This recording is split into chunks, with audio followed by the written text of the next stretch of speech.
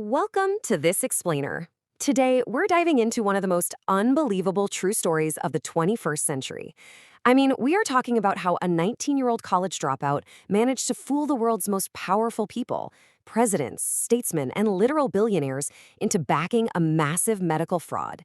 It's a story that brought down a $9 billion company and completely shattered the myth of the Silicon Valley genius. But before we get into the crazy timeline here, I want you to keep one central question in the back of your mind today. How exactly do the smartest people in the room become the absolute easiest to fool? Because honestly, as we'll see, this isn't just a story about a broken blood testing machine. Fundamentally, it's about belief. It's about those psychological blind spots that we all share when we are presented with a story we desperately want to be true. Okay, let's dive into this. Section 1, the beautiful idea. To really wrap our heads around this deception, we've got to jump back to 2003.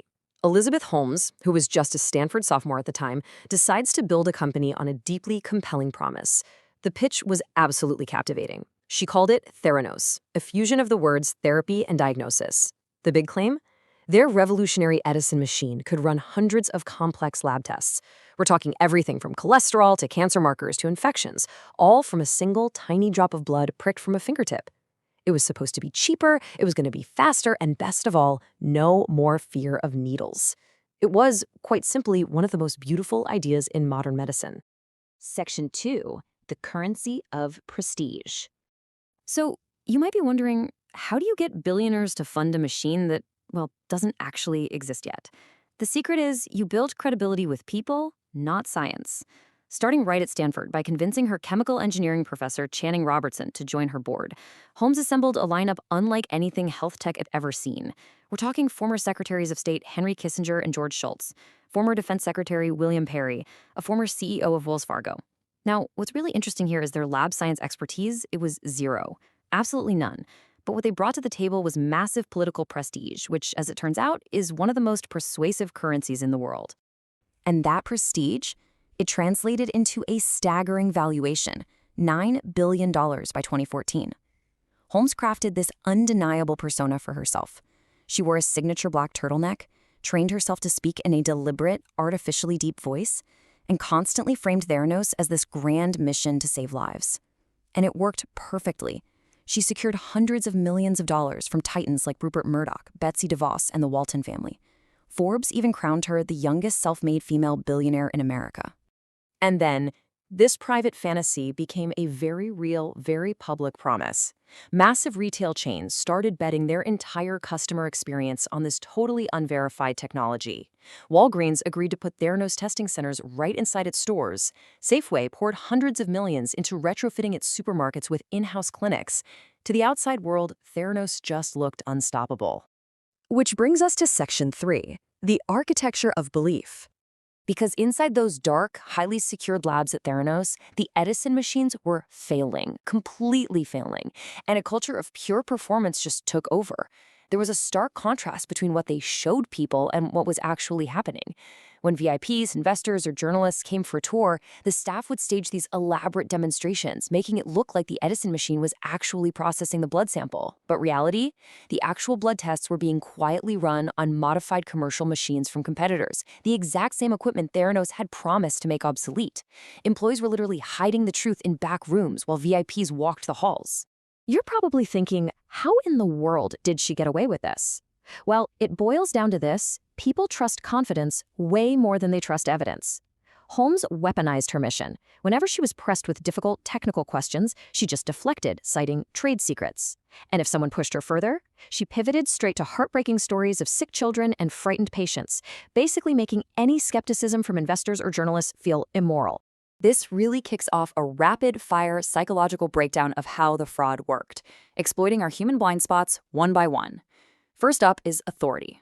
Journalists and investors saw that board of legendary statesmen and just assumed, hey, men of that stature must have already verified the science.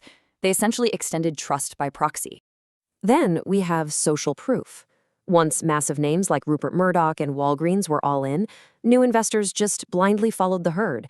They assumed that so much smart money couldn't possibly be wrong at the exact same time, never realizing that Literally none of those earlier investors had independently verified the tech either. And this brilliantly illustrates confirmation bias. When employees and investors desperately want to believe in a life-saving mission, they just stop seeing red flags. Locked laboratory doors and aggressive claims of trade secrets weren't seen as warnings. Actually, scratch that. They were reinterpreted as proof of groundbreaking, visionary behavior. Next is the halo effect. Look, Holmes was undeniably brilliant at fundraising. She had incredible charisma and vision, for sure. But people allowed her brilliance in those specific areas to bleed over, creating this totally unearned assumption that she was also a genius in laboratory science, which, of course, was a field she had never mastered. Finally, the whole thing stayed buried because of cognitive dissonance, groupthink, and sunk costs. The more money and reputation these powerful people poured in, the harder it became to admit they were getting played. So they just suppressed their doubts to protect their pride. But the stakes were terribly real.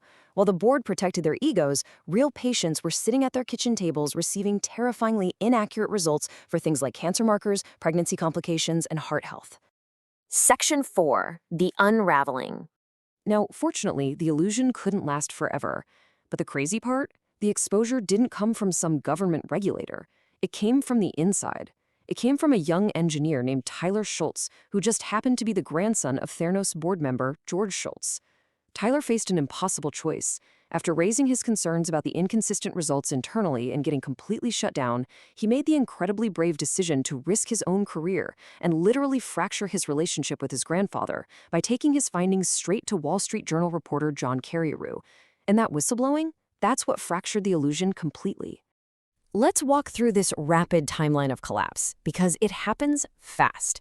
In October 2015, the Wall Street Journal Expo hits, revealing that the Edison machines were basically a sham. By 2016, regulators found conditions posing immediate jeopardy to patient safety. Safeway walked away, Walgreens backed out, and Forbes slashed Holmes's net worth from $9 billion to literally zero. By 2018, the SEC charged Holmes and her president, Sunny Balwani, with elaborate fraud. And the whole saga finally culminated in January 2022 when Holmes was convicted by a jury, eventually getting sentenced to over 11 years in prison, with Balwani also convicted on multiple fraud counts. Section 5. The real lesson. So the crucial point here is, it is incredibly tempting to look at this story and say, oh, it was just one deceptive person pulling off a massive scam. But that completely misses the mark. Theranos wasn't fooled into existence by Elizabeth Holmes alone. It was built, piece by piece, by dozens of highly intelligent people who desperately wanted to be part of history. The most dangerous lies aren't the ones we're told. They're the ones we want to believe. Investors wanted a world-changing health tech company. Journalists wanted to profile a young, brilliant visionary hero. And because everybody wanted the story to be true, they all willingly just stopped asking the hard questions. And this history, it's incredibly relevant to us today, because this dangerous pattern repeats itself whenever confidence outruns actual evidence in modern business. Think about it. We see this all the time with crypto projects promising guaranteed returns. We see it with startups burning through massive amounts of cash on technological breakthroughs that are always, somehow, just around the corner. And we definitely see it whenever leaders answer hard data questions by deflecting and just reciting their company's mission statement. Trust has to be built on performance. And once it's granted blindly, people stop asking the questions that actually protect them. I want to leave you with a bit of a chilling thought today. Somewhere out there, right now, another founder is in a room full of investors promising to completely change an industry with technology nobody has fully seen. The question isn't whether another Theranos will appear, it's whether we'll recognize those psychological blind spots in ourselves before it's too late. Because remember, in the end, it wasn't a drop of blood that exposed Theranos. It was a single question almost no one wanted to ask. Thank you so much for joining me for this explainer. Keep asking those hard questions, and I'll catch you next time.